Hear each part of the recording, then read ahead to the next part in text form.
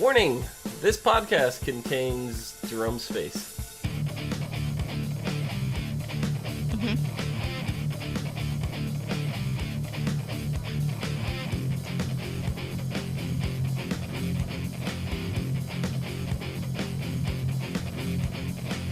What's up, everyone, and welcome to the ASOTV podcast for Gotham, Season 3, Episode 14, The Gentle Art of Making Enemies. I'm your host, Dom. With me, we have Nikki and John. Hello. I thought it was making friends. No. No, absolutely not. Oh, okay. Huh. Maybe I was you made looking at some this friends. episode the whole I guess I watched the wrong episode or something. Yeah. So, what'd you guys think of this episode? It's fantastic. Pretty action-packed. Yeah. I dug it. Because this was the official winter break episode, the mid-season finale. Yeah. Very confusing. This is our second Yeah. one. As far as I'm Yeah. concerned, this is our second one. We had like a 3-episode story arc that picked back up. Oh, and what a fantastic arc it's been. Oh yeah. It For sure. has been great. We started the episode off with Jim basically coming down from the roof where we left off last week with the power out. And by the time Jim gets from the roof to the bottom floor of the police office or the police department, the whole place is already overrun. Yeah. It's absolutely insane. Just complete chaos. Yeah. I love it. Molotov cocktails flying through the window. There's fistfights being broken out. I'm gonna say that Molotov cocktail had an arc to it. That was wow. Quite the throw. That was impressive. Yeah. That was impressive. But amidst all this chaos, Jim's trying to stay calm and collected and still have reasonable thought. He's got to find Jerome. He wants to find Jerome to shut everything down. Hopefully, taking Jerome out will dissipate the crowd over time. That's his plan. So he goes to talk to Lee. And first it seems like it's a big mistake on his part, but then Lee is like, all right, I need to cut this shit out. Let's take the personal shit aside, and I'll actually tell you what you need to know so you can do your job. And I don't even. Yeah. Okay. If you were in Lee's position, you'd be giving him wise-ass remarks, too. So... I wouldn't even be working there anymore. Well, if you I were. would have left fucking town. I would have been gone. If I don't want to Yeah. deal with Oh, shit, yeah. I'm gone. Oh, yeah. So, for Lee to stick around and just, be a bitch when she's at work, when she's supposed to be professional, and he's asking her professional questions about the job, and she's pussyfooting around, that pisses me off. Oh, I 100% agree. Yeah. So, Yeah. yeah. She should move to Metropolis instead. Yeah, because Find she's herself right a there. nice man. Yeah. Made of steel. But, that look that Nikki just gave. No, but she kind of gives information, that the last thing he was talking about, or the last thing he remembers doing, was killing Bruce. So, makes sense that Jerome's going to go after Bruce. Right? So, Yep. We cut to the mansion. Bruce and Alfred are preparing for the blackout, lighting candles, and in comes Jerome and his henchmen. And unfortunately, they smashed this amazing glass owl that Bruce just spent so much time acquiring. Like, it was absolutely nothing. First he drops it, right? And he's like, oops, and then you see the relief in Bruce's face, and then Jerome just picks it up, throws it over his shoulder, and shatters A it. few dozen pieces, yeah. Yeah. I mean, they look like it wasn't like there were shards or anything. It looked like these pieces you could put back together, and there wouldn't be an issue. So let's just hope that's the case. It would be a shame if they didn't get to see what that map was for. Yeah, You I'm know? just like, did we just go after this whole, glass owl for this hidden map, and then now the plot of that is just dead? Like, there's gonna be no salvaging it? Or we find out that there's another way to find the map? Then what would be the point of the owl in the first place? Right. So, I'm assuming they can. Yeah, because it was like you said, it was a pretty big like chunks, so Yeah. it didn't like shatter. Yeah. So they could probably fix it. Hopefully. Um, but it's he's ordered to kill Alfred right then and there. Bruce kind of stalls for time and say, "Oh, you're just gonna kill me here? Nobody's around. You got to make a big spectacle of it like last time. What's your end game here?" Uh, Jerome is just he points it out, and that's what I love about Jerome. He points it out and goes, Yeah, "You're just stalling for time so you can try to find a way to escape, but you're also not wrong." And it's fantastic because that's the kind of stuff that we as viewers call out all the time. It's like, why did you just talk about your whole master plan right in front of our faces, and then you're gonna run away and like what Nigma did with Penguin in the car, which we'll talk about in a little bit. But he did the same thing. He left his vat of acid over his head and just walked away, and instead of sitting there and watching it. So I don't know, but we'll get there in a bit. Danielle asks in chat.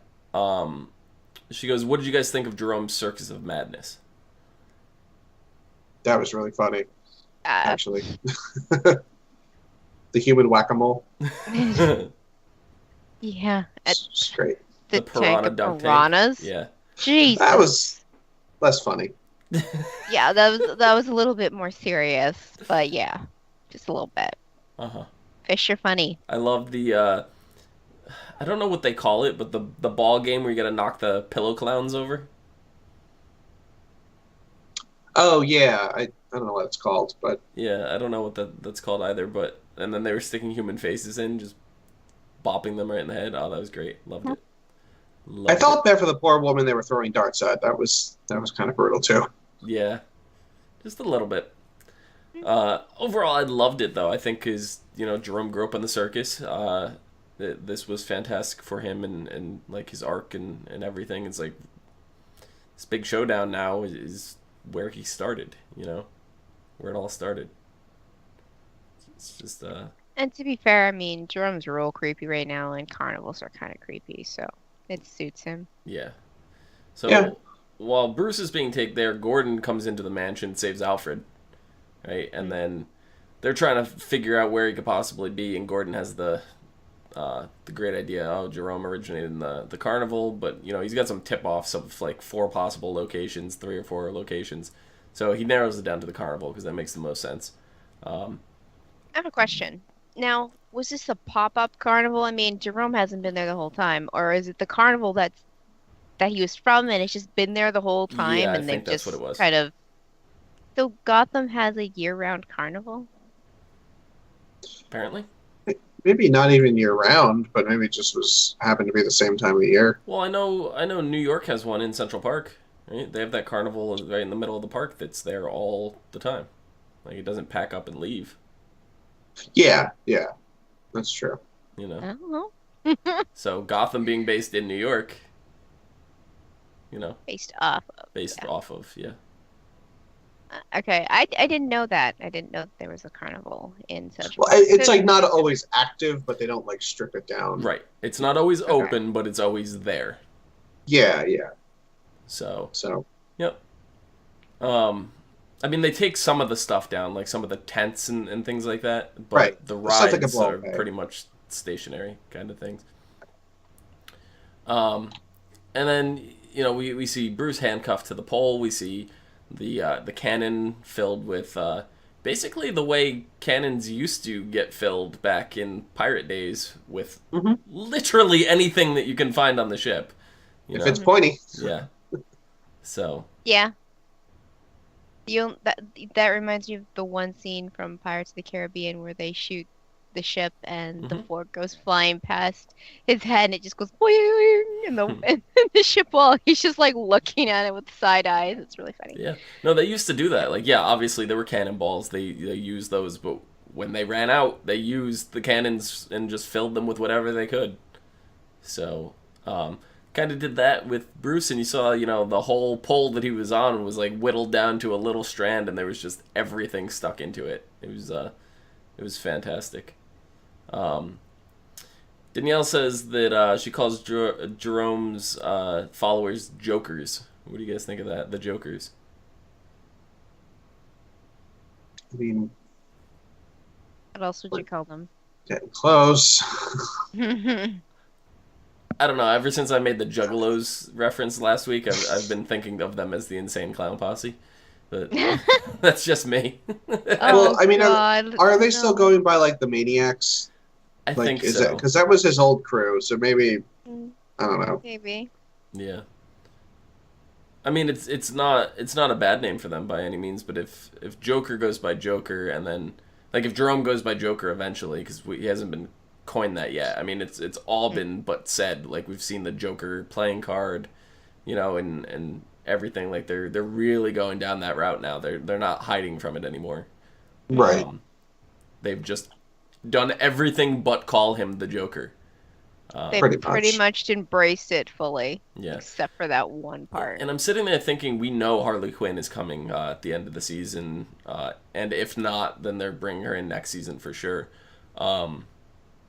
But it's just I started thinking of it, and I started getting in her head from the cartoons and comics and stuff where she calls him Mr. J all the time, and I'm just like, well, Jerome's name is a J, so hmm he may not even be called the Joker right away. Like that may be some time, Here's the even a more interesting thing, I think, is that Jerome's getting taken to Arkham, and that's where Harley Quinn and the Joker first meet in the Right. regular story. Right. Okay. So it would be a real great excuse to be like, "Oh, Dr. Harley and Quinzel is here to see you, Mr. Jerome," and then we get Harley Quinn that way. Yeah, it'd be fantastic to like slowly see her change from the psychiatrist doctor into like Harley Quinn. I don't know. It'll be fantastic. And if we have time Really cool. for that, and not like don't do it in like one episode. It's something I want to see over the course of maybe 3 at minimum. I want to see 3. Me personally. Yeah, they can take their time with it. Well, we Yeah. do have 8 episodes left, so I mean, Oh yeah, we for could sure.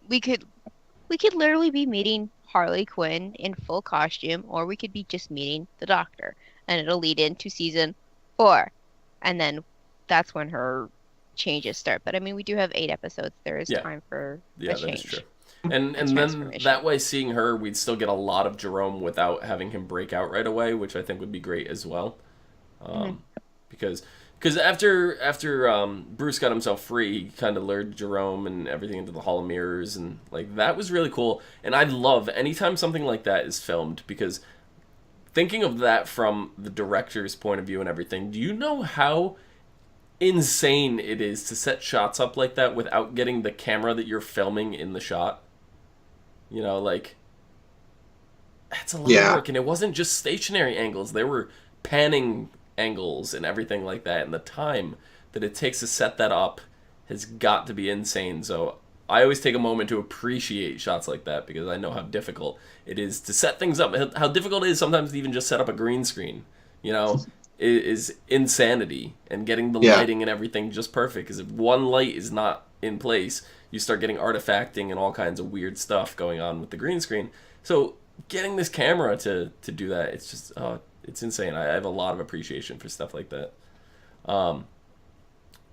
But it was like through the whole carnival and the build up, we see Bruce get his face painted, and then the Joker stabs the guy and smears the blood on Bruce's face, and you kind of see Bruce. My only thought was, that's not sanitary. No. What do they? But Jerome doesn't care. No. You know what also isn't sanitary? Using the same stapler on Bruce as the one he was using on his face. That's just asking for infection. The way those staplers work, not so much. No, They're no, like they fire it out. It's not like it sucks in, I'm not saying it. It's just, he's already fleshy, and he's placing it on his face and then pressing it, and he did the same thing. He just placed it on Bruce and then shot it off. Out of everything here, you're worried about the stapler? Yeah. It's a little gross. Mm-hmm. I mean, Bruce took the first one like a champ. We had a guy that came into work one time, and he was ready to walk out. Somebody asked him, "Oh, you don't want your receipt?" And he turned around. He takes his receipt. He goes, "Do you have a stapler?" I swear, I'm not even making this up. I swear. He took it and stapled it to his forehead. Right, and then he walked out. And you say people from Connecticut aren't crazy. No, they are. And Okay. he came back in. Somebody, like maybe a week or two later, same thing, different counterman, and did the same thing to him. When Oh we my started God. talking about it or whatever, we never asked him if he wanted his receipt after that because nobody wanted Just to witness that ever no. again.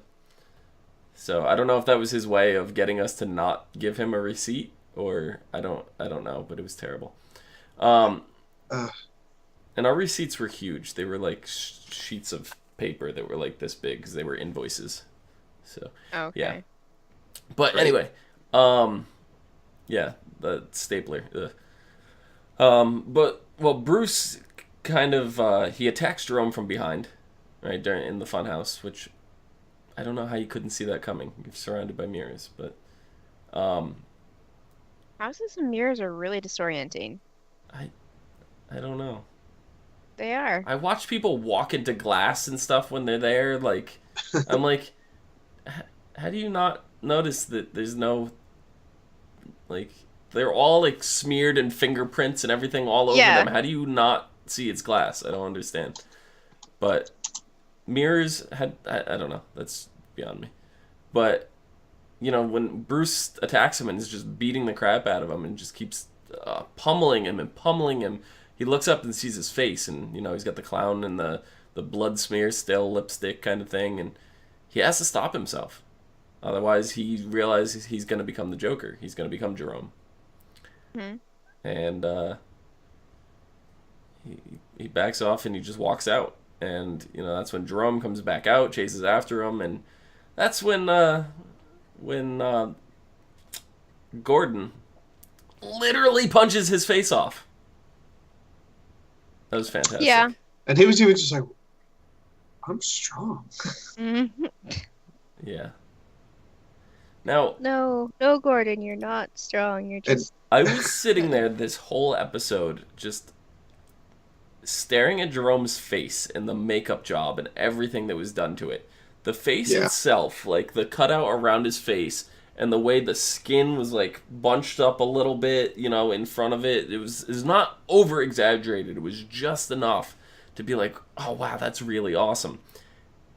But the eyes, it literally looked like he just had red marker around his eyes, and that is what irritated me from the whole thing. Yeah, But when didn't have enough depth. yeah, but when Bruce started pummeling him, it's just like the face clearly changed colors. You know, that was a prosthetic piece put over Joker's face.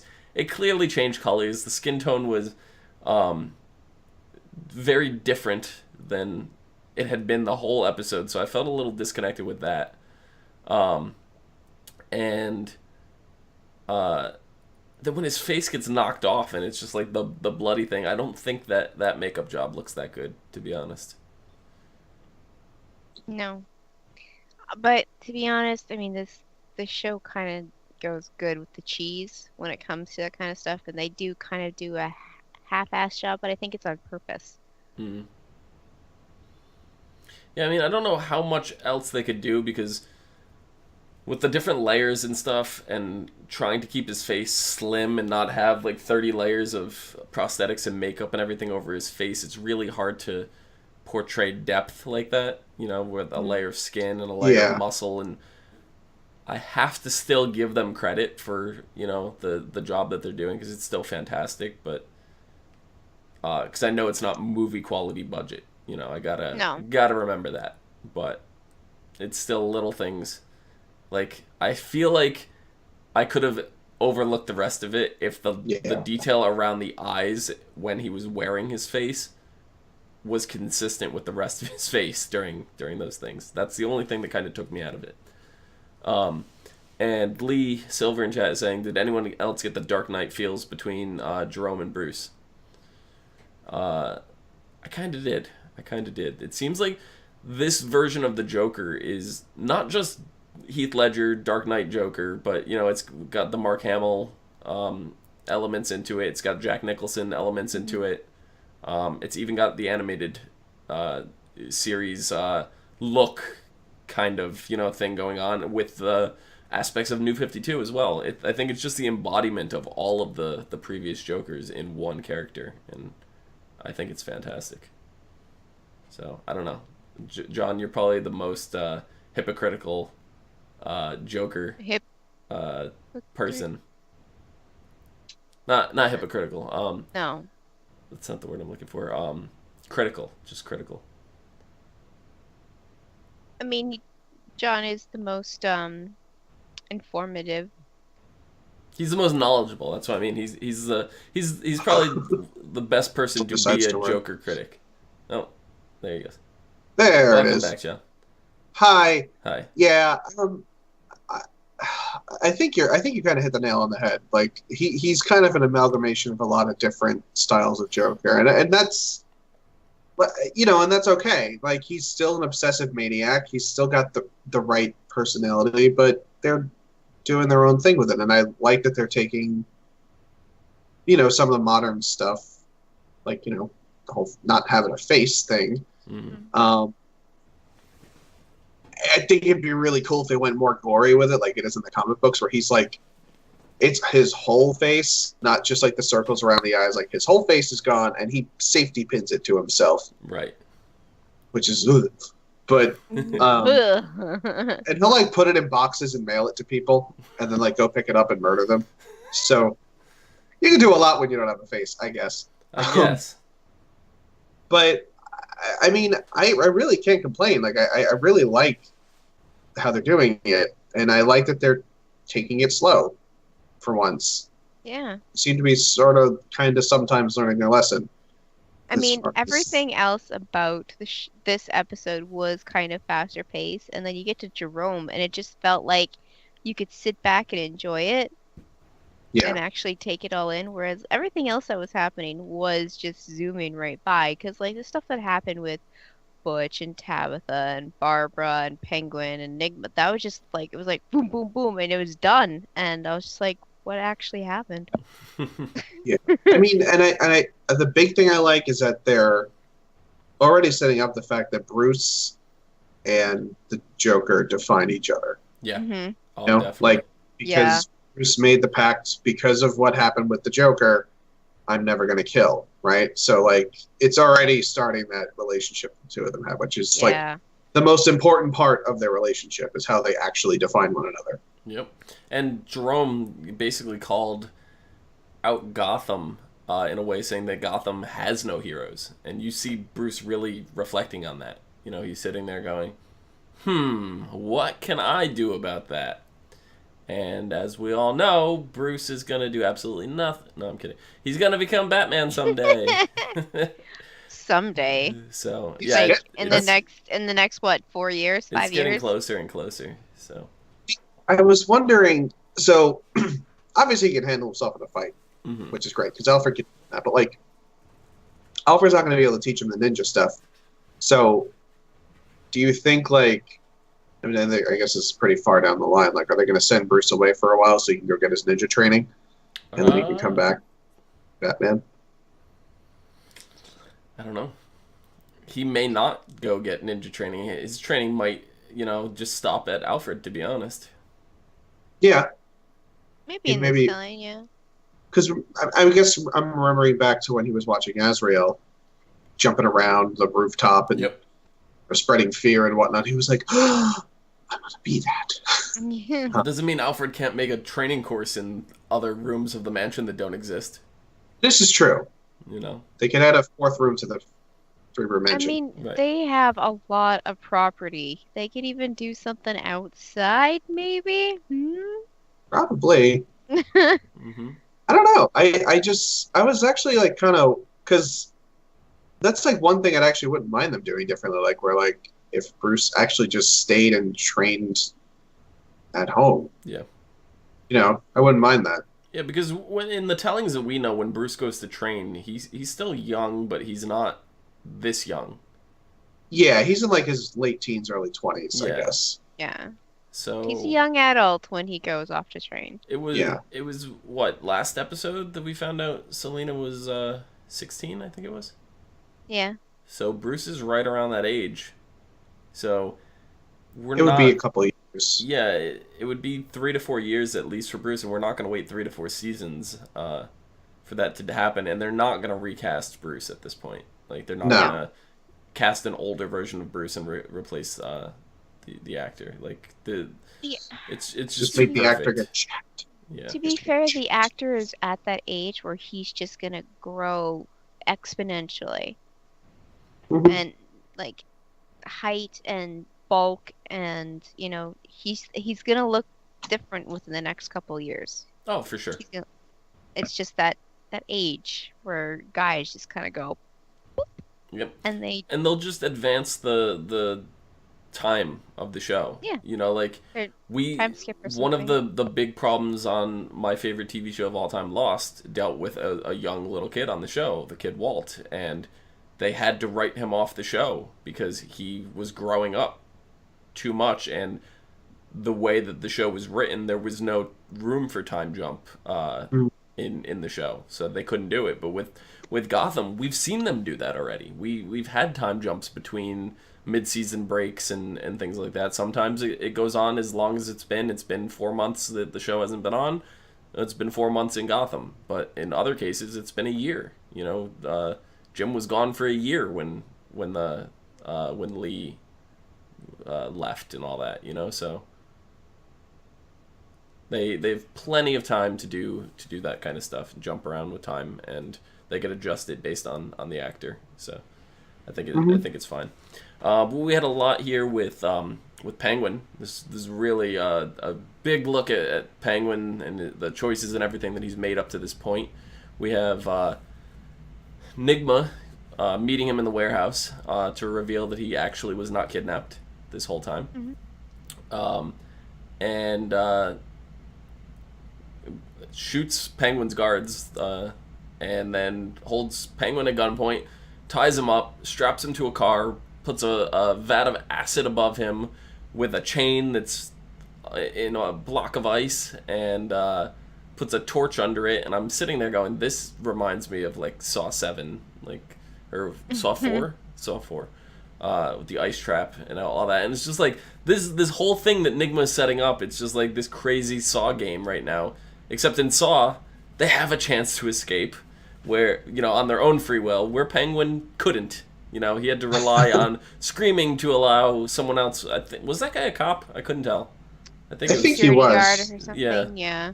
Yeah, so he came over and he got rescued, but it looked like Nigma expected him to escape because they kind of had a backup plan, so was that guard a plant? And if he was, he really waited until the last second to free him.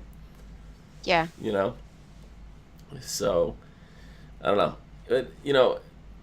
Penguin did confess to Nigma that he was involved in killing Isabella. He did it out of love, and he did it to stop Nigma from killing her himself and having to live with that guilt. We know that that's bullshit. That's not why he did it. He did it because he loved Nigma. Didn't want to share. Yeah, and didn't want to share. So when he escapes, he goes back to his house and finds Butch and Tabitha there. They've already kind of made themselves at home.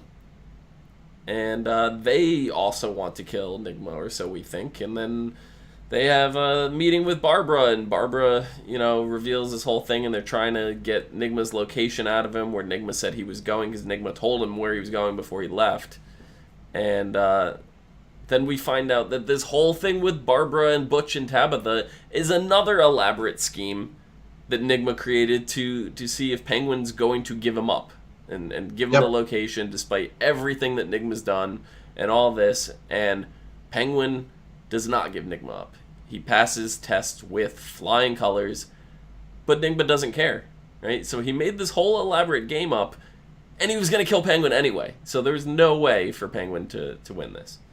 Yeah, it was kind of pointless. Yeah, it really was. So, don't get me wrong, this version of Nigma is way better than Season 1 Nigma. Still like it, but he's still very flawed. Yeah. Yeah. He's He's still not thinking things completely through the way that the other Riddler would. Yep. If we're gonna call him that right now. Yeah. No, we're not.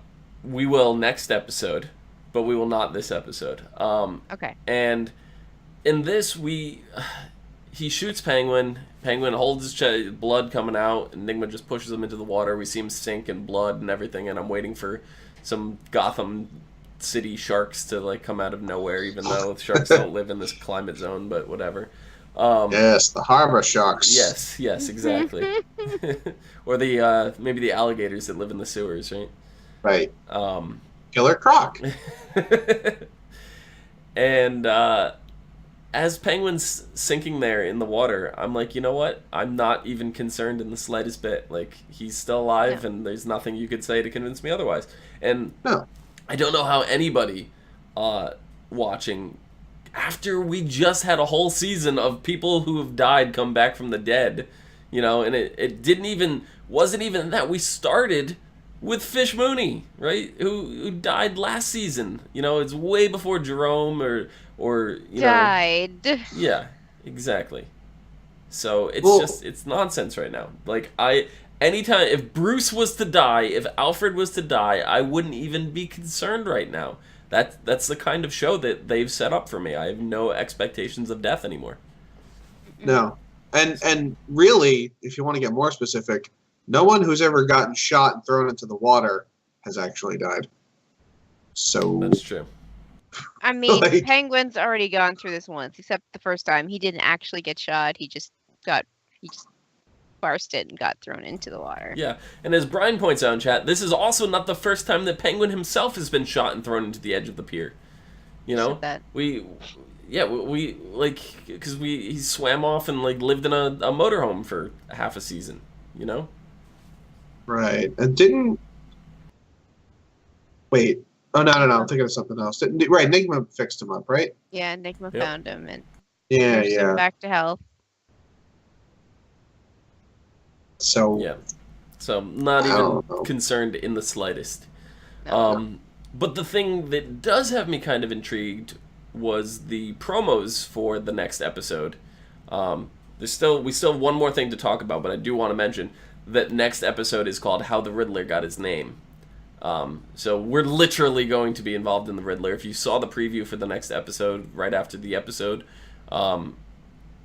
Enigma's in the Riddler costume, right? We see the costume. We see him walking in the green suit, and the thing says Gotham, and it's got the green Riddler question mark under it, and we see some kind of Riddler puzzles and things going around. So second half of the season is going to be focused on Enigma becoming the Riddler, and I absolutely love it.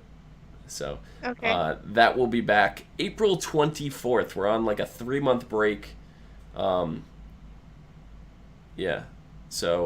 little under 11 weeks, I want to say. 11 weeks till the next episode. So that's going to be fantastic. But we end this episode off with we see the Court of Owls again, finally. Right? We've only been wondering where the hell they've been for like the last 4 episodes or so now, 4 or 5 episodes. Like they've been gone, I think, a little bit longer, but we've been dealing with Bruce like collecting Court of Owl artifacts and stuff, so it's still kind of been a fresh reminder of what's going on the show. But we haven't seen them in forever. And to see her talking and this guy and everything, and they're like planning and they're waiting for Gotham, and they're saying, oh, he'll do this. We're like, who are they talking about? And every time they do that, they keep cutting to Bruce. Right? So we think that they're talking about Bruce, and we find out that they're not. They're talking about Gordon. And then we find out at the very end, the guy that's been this whole time knocks on Jim's door, and he goes, Uncle Frank? Mm-hmm. So apparently this is Jim's Uncle Frank. And I don't know what that's going to mean. Good old Uncle Frank. Yeah, is there any reference to this in any of the comics, John, that Gordon is tied to the Court of Owls like this? That he has any relatives or whatever? No? I don't know. No? No? Okay. So, Not that I know of. Interesting. Okay, so this is kind of a new territory for the show, and we also see not Bruce. Mhm. Right? And he still doesn't understand why exactly he has to do what he has to do, but he's gonna do it because they took him in. I guess. I don't know. I just feel like it's going to be annoying no matter what happens. Yeah. Well, Yeah. they're prepping him up for something, and it looks like it's to take over Gotham, but they tell him he's only part of the plan. So there's a bit going on, and I don't know, with the reveal of Uncle Frank and the way the episode ended, I literally spoke out loud to my television and I went, "Look what you did, you little jerk." Good old Uncle Frank. So, yeah. Are you guys excited for more Court of Owls? Oh, definitely. I mean, they've hyped it up so much and we haven't gotten much, so to see more would be great. Just want more masks. Why aren't none of them wearing masks? Yeah. I'm a little disappointed that we didn't have more Court of Owls at the start so we could really focus and hone in on the Riddler for the second half, but it looks like we're going to get both the Court and the Riddler at the same time. The Riddler, I think, is the arc I've been waiting for longer than anything else on this show, that I've just wanted the character Enigma to be amazing. And very, very patiently have waited for this, and Yeah. I'm very excited to see where it goes. So Gotham, don't let me down. Don't let me down. I was- Everything that I care about this show right now hinges on what you do next. So, I had a thought that there's a little story arc in the New 52 with, I think it's in the whole thing, but specifically with Batman, it was called 0 Year, okay. where the Riddler completely took over Gotham City, and it became like a wasteland, and they called it 0 Year because that was his big reset of the world, and Right. and reset Gotham back to the Stone Age, and he was basically running the city and had a coliseum with a tiger and a lion or something. I don't remember. Batman had none of his tech. He had to fashion a bow and arrow out of sticks and shit. Oh wow. I don't know. It was really cool. It was a really cool story and totally worth reading. It's only a 2-volume saga if you guys are interested at all. But I was kind of wondering if they were going to go that route because Gotham, from what we can tell, got the shit blown out of it from when the Joker people took over. Yeah. During the blackout. So even if the power comes back, it's not going to be in good shape.